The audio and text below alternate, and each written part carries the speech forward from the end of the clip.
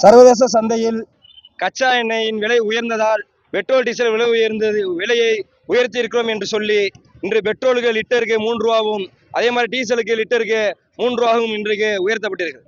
ஆனால் கடந்த காலங்களில் சர்வதேச சந்தையில் கச்சா எண்ணெயின் விலை குறைந்த போது விலை குறைக்காத இதே ஒன்றிய அரசாங்கம் தான் இன்னைக்கு விலை உயர்ந்ததுக்காக நாங்கள் விலை உயர்த்திருக்கோம்னு சொல்லியிருக்கிறாங்க. இது எந்த விதத்திலும் நியாயம் கிடையாது.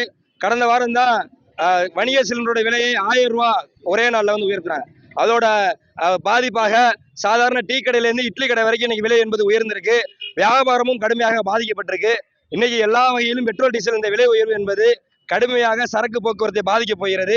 இது சாதாரண எளிய மக்களின் மீது தலையில் சுமத்திருக்கக்கூடிய ஒரு பெரிய சுமையாக, பெரிய இடியாக இந்த பெட்ரோல் டீசல் விலை உயர்வு என்பது இருக்கிறது.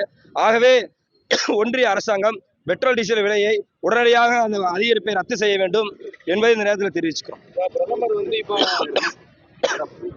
பிரதமர் வந்து இப்போ காரெல்லாம் கம்மியா ஓட்டுறாரு, இந்த மாதிரி எல்லாம் வந்து குறைச்சு டீசல் பயன்பாடு இதெல்லாம் குறைச்சு அறிவுரை வழங்கியிருக்காரு நாட்டு மக்களுக்கு. எப்படி பாக்குறீங்க? அதாவது கடந்த 15 நாளைக்கு முன்னாடி தான் தேர்தல் என்பது 5 மாநிலங்கள் நடந்து முடிஞ்சிச்சு. ரொம்ப பிரதமர் அவர்கள் தான் ரோடு ஷோன்ற அடிப்படையில எப்படிலாம் போனாரு, எவ்வளவு வாகனத்தோட போனார்லாம் நம்ம பார்த்தோம். நேற்று அதே மாதிரி தான் மத்திய பிரதேசத்துல பிஜேபியோட ஒரு பிரமுகர் அவருக்கு புதிதாக ஒரு பொறுப்பு கொடுத்துருக்காங்கன்ற அடிப்படையில எவ்வளவு காரோட போனார்லான்றதெல்லாம் நம்ம பார்த்தோம். ஆகவே ஒரு 15 நாள்ல ஒரு 5 மாநில தேர்தல் முடிஞ்ச பிறகு ஒட்டுமொத்தமாக அப்படியே மாறுற மாதிரி இவர் பேசுவது என்பது மக்களை ஏமாற்றக்கூடியது. இது எந்த வகையிலும் ஏற்றுக்கொள்ள முடியாது. ஒரு வாரத்துக்கு முன்னாடி ரோட் ஷோல தெரியாது, இன்னைக்கு எப்படி தெரிஞ்சிடும்? இது மக்களை ஏமாற்றக்கூடிய செயல், இதை ஏற்றுக்கொள்ள முடியாது. பேர் செல்வா, டிஎஃப்ஐ மாவட்ட தலைவர்.